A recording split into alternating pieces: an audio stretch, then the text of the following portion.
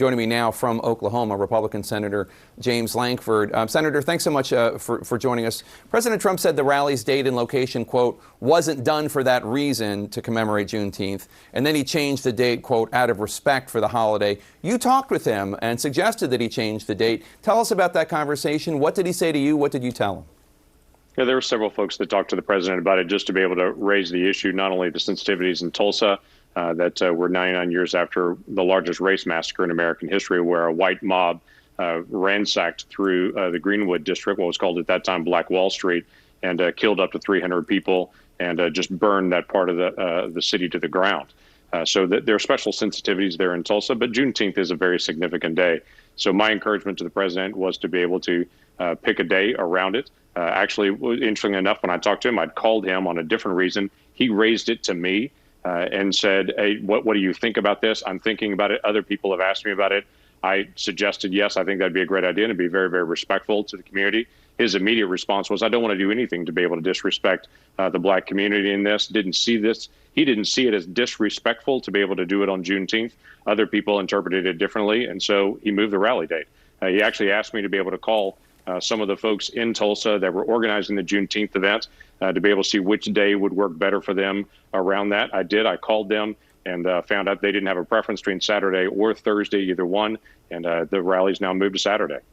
Let me ask you about the rally. You're planning on attending it. That arena in Tulsa has canceled or postponed all events through July except for this Trump rally because of the coronavirus pandemic. Trump advisor Larry Kudlow just told me that he thinks attendees should, quote, probably wear masks. CDC guidelines say that you shouldn't go into a packed arena indoors, but if you do, you should wear masks. Are you going to be wearing a mask? Would you encourage other attendees to wear a mask? So I haven't decided on that. In Oklahoma, we're way ahead of the rest of the nation in many ways on this. We've seen an uptick on some of our cases just in the last week. Obviously, we've been through phase 1, phase 2, and we're finished with phase 3 of our reopening. Our hospitalizations continue to go down. Our death rate continues to be able to go down. So we have a few more cases in the last week, but we assume that with going through all 3 phases and being open. We've had protests like other areas of the country have had, so they've had a lot of people gathered in rallies and such. So we'll be interested to be able to see what those numbers look like in the next couple of days. But Oklahoma is far ahead of the rest of the country in many areas as far as declining numbers.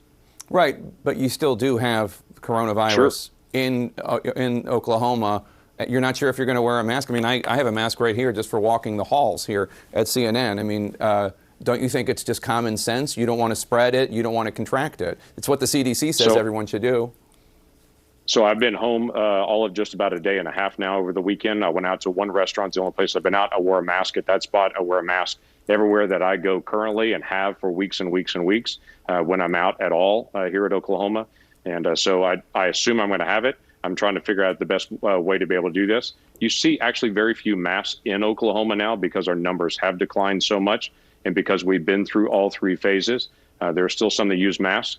But we encourage people strongly, if they're high-risk individuals, if they're older individuals, if they have other health issues, not to get out, even with a mask, not to get out, and we'll continue to do that. Okay. Dr. Fauci says people should wear masks, but I want to move on. I want to ask you about your legislation on policing reform. You're working with Senator Tim Scott to introduce it next week. The second-ranking Democrat Dick Durbin, told CNN this week that he doesn't think your legislation goes far enough. One of the main sticking points is a ban on police chokeholds, which Democrats want, and your legislation incentivizes to reduce it but doesn't ban it. At least 20 cities and municipalities have already banned it. Do you support a national ban on police chokeholds? I do, actually. It's interesting for someone to be able to mention that our legislation doesn't go far enough when our legislation is not even going to be released until Wednesday. So I don't know who's read our legislation yet when it's not even public. It's not even finished at this point. We've been gathering ideas from all across our conference, across the nation, calling police chiefs. I've been on the phone with a lot of police chiefs in my state. I've been on the phone talking to a lot of activists and other folks to be able to interact, to be able to find what are the best ideas and how can we actually get something done. Democrats have put out a proposal. The president's putting out a proposal. We're going to put out a proposal from the Senate. Those will all be combined. We'll try to get good legislation done. But I do believe chokeholds should be banned. If you go back to the consensus opinion from law enforcement from 2017, There was a ban on that, and most departments already have banned chokeholds on that, where they don't train for it at all and say don't use things that you haven't been trained for. So this is something that's grown for a very long time and should be completed.